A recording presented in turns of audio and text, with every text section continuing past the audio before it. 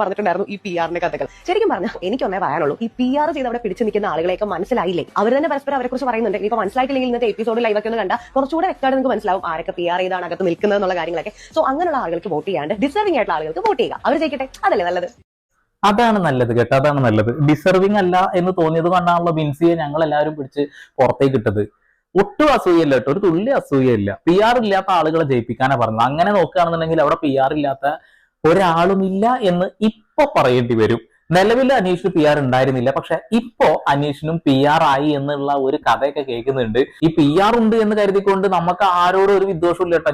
അനിമോൾക്ക് P R ഉണ്ടെങ്കിലും ഷാനവാസിനുണ്ടെങ്കിലും ഒരു വിരോധവും നമുക്കില്ല. പക്ഷെ അതിനകത്ത് നിന്നുകൊണ്ട് ഞങ്ങൾക്കൊന്നും ഇല്ലേ എന്ന് പറഞ്ഞു കഴിഞ്ഞാൽ നമ്മൾ അങ്ങ് തോണ്ടി പുറത്തിടും.